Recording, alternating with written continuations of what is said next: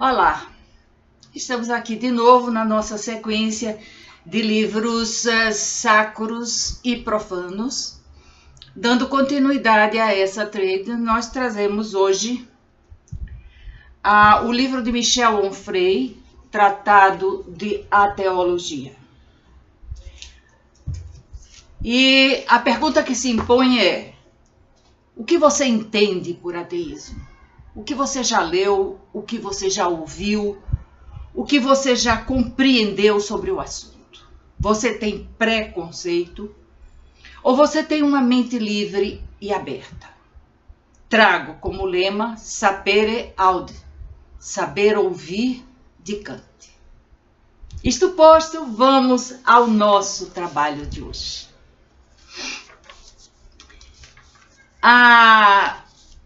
O incrível Nietzsche, no livro Esse Homo et Homo, diz o seguinte: a noção de pecado foi inventada ao mesmo tempo que o instrumento de tortura que a completa, a noção de livre-arbítrio, para confundir os instintos e para fazer da desconfiança com relação aos instintos uma segunda natureza.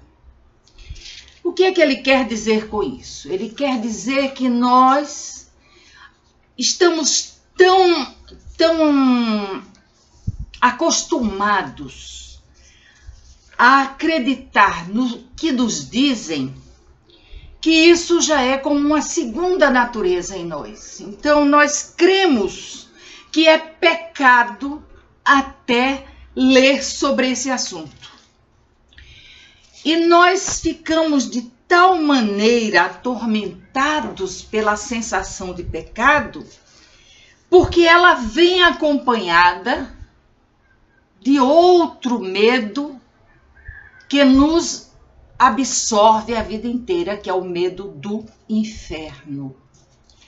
Até mesmo as filosofias mais libertárias, aquelas mais que pensam mais livremente, elas não se eximem de criar essas noções de pecado e de culpa e de inferno.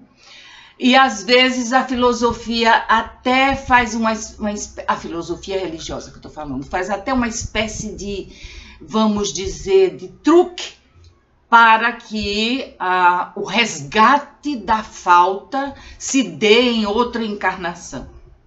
Contanto que nós vivemos sobre a pressão de erro, pecado, culpa e castigo.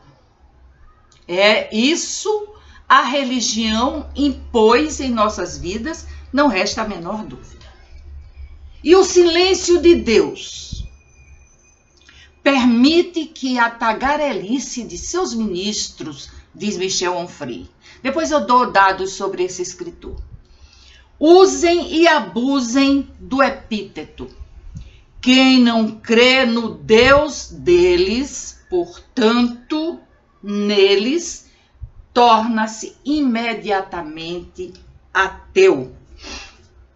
E essa palavra ateu vem com todo o peso do anátema, vem com todo o peso de uma maldição, por assim dizer. Entretanto, o que conhecemos nós dessa filosofia, se pode chamar o ateísmo uma filosofia? O que é que nós conhecemos? O que é que nós sabemos sobre eles? Se nós nos recusamos até a ler qualquer coisa acerca, e quem sabe até a ouvir que alguém que não é ateu fale acerca do assunto, porque estamos totalmente tomados pela ideia de pecado, castigo, culpa, vou pagar minhas dívidas na próxima encarnação, etc, etc. E ele vai falar com muita propriedade na teologia e seus fetiches, quando ele diz o seguinte: uns adoram as pedras, das tribos mais primitivas aos muçulmanos de hoje que giram em torno do Bétilo da Caaba. Outros a lua ou o sol. Alguns um Deus invisível, impossível de representar, sob pena de idolatria, ou ainda uma figura antropomórfica, branca, masculina, ariana, evidentemente. Outro vê Deus em toda parte como panteísta renomado. Quem não souber o que é panteísmo, procure que vai entender. Um outro, adepto da teologia negativa, em lugar nenhum, uma vez é adorado coberto de sangue, coroado de espinhos. Outro numa haste de capim ao modo oriental Shinto. Então não há nenhuma facécia inventada pelos homens que não tenha sido colocada a serviço de ampliar o campo dos possíveis divinos. Havia uma pessoa da minha família que eu gostava muito, já se foi, já partiu. Mas essa pessoa adorava uma imagem de determinado santo. Então essa pessoa não viajava a não ser levando aquela imagem, que onde quer que ela chegasse, fosse casa de estranhos ou de parentes ou hotéis ou o que fosse, ela entronizava aquela imagem ali. E ela dizia que aquela imagem atendia a todos os pedidos dela. Sinceramente, eu tinha inveja da crença dela. Porque era uma crença tão forte, que ela, se ela não fizesse esse ritual, alguma coisa poderia sair errada para ela, porque era aqui que ela tinha criado. E ela não orava a Deus, ela orava a essa imagem. Se a gente perguntasse, você adora essa imagem? Isso aqui é meu santinho. Bom, os adeptos de Deus, continua Michel Onfray com muita propriedade, os adeptos de Deus dispõem até de uma disciplina inteira dedicada a examinar os nomes de Deus, seus feitos e seus gestos, seus ditos memoráveis, seus pensamentos, suas palavras, pois, pasmem, ele fala, e suas ações, seus pensadores afiançados, seus profissionais, suas leis, seus turiferários,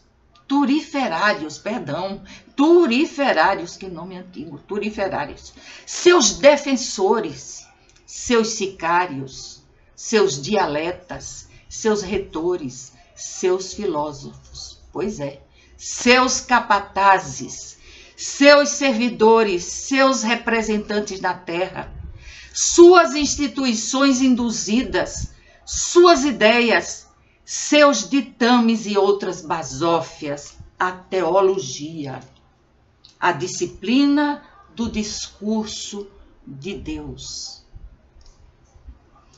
Tudo isso sem comprovação factual. Apenas teorias, teologia, que é colocada na nossa cabeça desde que nascemos, quando as famílias acreditam piamente que a criança não batizada, se morrer, vai para o limbo. Eles criaram essa ideia do limbo, que é um lugar onde fica a criança não batizada. E nós introjetamos isso em nossas vidas de maneira fundamental. E acreditamos como se fosse a verdade última. Não é? E aí, Onfray continua dizendo, o ateísmo não começa com aqueles que a historiografia oficial condena e identifica como tais. Por exemplo, o nome de Sócrates não pode figurar decentemente numa história de ateísmo, nem o de Epicuro e os dos seus, tampouco de Protágoras, que se limita a afirmar sobre os deuses, infelizmente não tenho o livro aqui para mostrar a vocês, que a respeito deles nada pode concluir, nem sua existência, nem sua inexistência.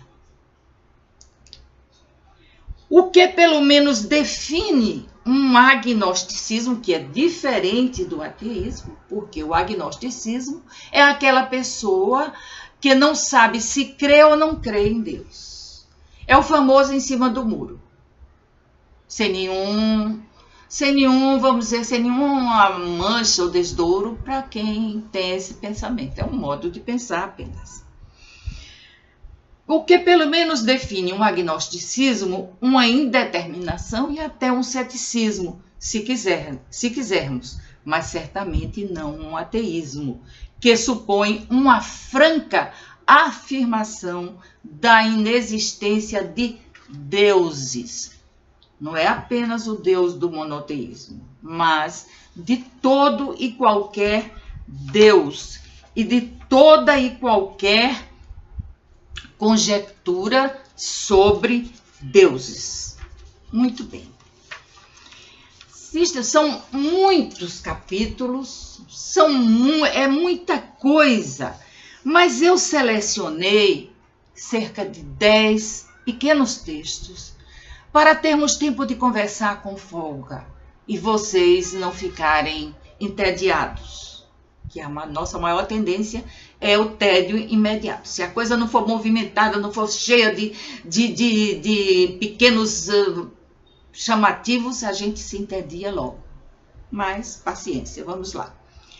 Houve um filósofo, Ludwig Feuerbach, que ele propõe uma explicação do que é Deus. Ele escreveu a essência do cristianismo. Depois eu vou fazer um trabalho aqui sobre ele, se eu tiver condições. Propõe uma explicação do que é Deus. Não nega sua existência, disseca a quimera. Não se trata de modo nenhum de dizer Deus não existe, mas sim o que é esse Deus em que a maioria crê. E de responder, esse Deus é uma ficção, uma criação dos homens, uma fabricação que obedece a leis particulares, no caso, a projeção e a hipóstase. Os homens criam Deus, a imagem deles invertida. É pesado isso aqui, não é? É sério isso aqui. Ludwig Feuerbach foi o mais severo, um dos mais severos contraditores da ideia de Deus. Mas vamos adiante, procurando novos caminhos para tratarmos nesse tratado de ateologia. Então ele, no capítulo 3º, a caminho de uma ateologia, ele vai nos lembrar dos irmãos Karamazov. Ele diz assim: a época parece ateia, mas apenas aos olhos dos cristãos ou dos crentes. Os devotos de ontem e de anteontem têm todo o interesse em fazer passar o pior e a negatividade contemporânea por um produto do ateísmo. O lugar comum para o último ano do colegial, segundo o qual, se Deus não existe, então tudo é permitido, refrão extraído dos irmãos Karamazov, de Dostoiévski, continua produzindo efeitos e, de fato, a morte, o ódio e a miséria são associados a indivíduos que invocariam a ausência de Deus para cometer seus crimes. Essa tese equivocada merece ser bem e devidamente desmontada. Nós temos visto criminosos usando guias de terreiros, usando medalhinhas, usando cruz. Nós temos visto criminosos pagando promessas, enfim. Pois o inverso me parece ser bem mais verdadeiro. Porque Deus existe, então tudo é permitido. E ele diz, eu explico. 3 milênios testemunham, dos primeiros textos do Velho Testamento até hoje, a afirmação de um Deus único, violento, ciumento, briguento, intolerante, belicoso, que gerou mais ódio, sangue, mortes, brutalidade do que paz. Leia Gênesis. O Gênesis, o começo da história. Leia. Para você ver que aqui tem de todos os crimes, não escapa nenhum, do fratricídio, parricídio, incesto, adultério, tem tudo. Natural, é uma história de homens, não é uma história de Deus. Porque Deus não se comunica, Deus fica em silêncio. Alguém se comunica em nome dele, mas não pode vir dele as barbaridades que a gente escuta, que a gente lê em a Gênesis. Não é? Então, vamos adiante. Aqui tem cantos que eu coloquei épatant, em francês, para ser mais snob. Vamos lá, seu Michel. Eu gosto muito dele. Eu gosto dele pela, vamos dizer assim, pela lógica das ideias dele. Ele vai dizer aqui, por exemplo, ouvir pela primeira vez um texto de Paulo e ignorar a existência do nome de Gregório de Nazianzo, voltar a construir o presépio todos os anos e não saber o que eram as querelas fundadoras do arianismo ou o concílio sobre a iconofilia, assistir à missa de Natal e nada saber da recuperação pela igreja da data pagã do solstício de inverno em que se festejava o sol invictus. E hoje se sabe que Jesus não nasceu absolutamente em 25 de dezembro. Assistir aos batismos, casamentos e enterros familiares diante do altar e nunca ter ouvido falar dos evangelhos apócrifos. Expor-se sob crucifixos e ignorar a informação de que, pelo motivo considerado contra Jesus em seu processo, não se crucificava, mas se apedrejava. E tantos outros impasses culturais, por causa da fetichização dos ritos e das práticas, o que constitui problema para um hipotético exercício esclarecido de sua religião. O que ele está querendo dizer é que nós desconhecemos em profundidade as religiões que praticamos. Nós apenas ouvimos o que seus ministros têm a dizer e o que está na Bíblia é como se fosse verdade última. Mas a Bíblia foi escrita por homens. Isso, ela serve até como, a gente pode ler até como um guia literário, como estamos fazendo aí num canal maravilhoso. E então, podemos fazer isso, não é? Faz-se um cristão atentar para o fato que desde a conversão de Constantino, e Constantino foi vital para essa modificação na igreja, a igreja escolheu o campo dos poderosos, deixando de lado os pequenos e os miseráveis. O cristão responderá, mas temos a teologia da libertação, esquecendo que essa teologia da libertação foi condenada por João Paulo II, chefe e guia da igreja, Papa infalível. Agora observem que Michel Onfray não condena apenas o cristianismo católico. É que esse aqui se presta um pouco mais. Mas ele condena os 3 monoteísmos: judaísmo, islamismo e cristianismo. No cristianismo, agora, nós temos diversas linhas de acesso, porque só os evangélicos ou os antigos protestantes têm dezenas de igrejas sobre diferentes nomes e com diferentes ações.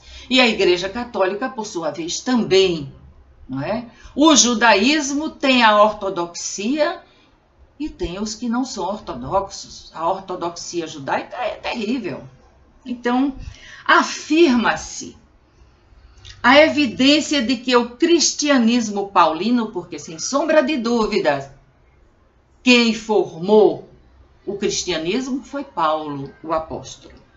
Portanto, o oficial desconsiderou o corpo, a carne, o prazer e desconsiderou que ele despreza as mulheres. O mesmo retruca êxtase místico, silenciando toda manifestação dessa ordem, suscitou no Vaticano uma condenação em vida do eretômano antes da recuperação, por meio de canonização, beatificação e outras cerimônias de recuperação dos tais perdidos de ontem. Já estamos com 21 minutos e eu ainda teria tanta coisa, mas eu vou encerrar com isso aqui.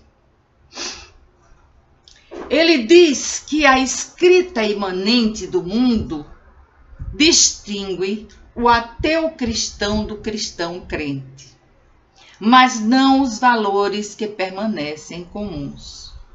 O padre e o filósofo, o Vaticano e Kant, os evangelhos e a crítica da razão prática, o amor ao próximo católico e o humanismo transcendental de Luc Ferry.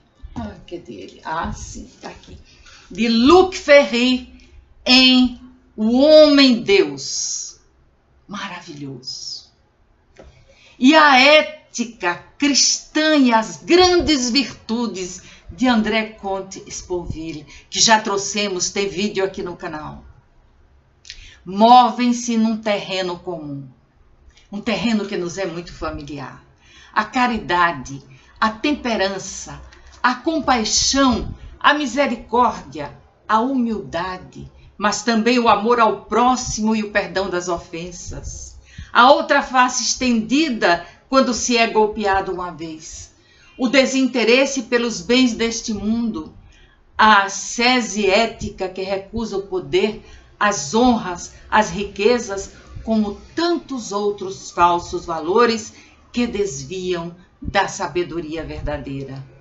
Estas são as opções teoricamente professadas. Meus amigos, vejam que teríamos muito que conversar ainda. Mas está aqui a sugestão de leitura, juntamente com os livros citados. São livros maravilhosos, são livros formidáveis, sem esquecer isso aqui também. Vale a pena, leia, mas leia de tudo. E vamos reter o que é bom. De vez em quando, os ditos que estão nos evangelhos, nas epístolas, servem para a gente. Então, vamos terminar por hoje, fazendo o convite para que vocês se inscrevam no canal, que vocês curtam, que vocês comentem, e prometendo que na próxima semana traremos esse livro quase esgotado, ou esgotado, segundo estão me dizendo, onde eu vou falar sobre Maria Madalena, essa desconhecida, essa malsinada, essa caluniada do Evangelho. Até logo. Não esqueça, inscrevam-se, deem o seu comentário, deixem o seu comentário e o seu clique. Um abraço a todos e um bom dia.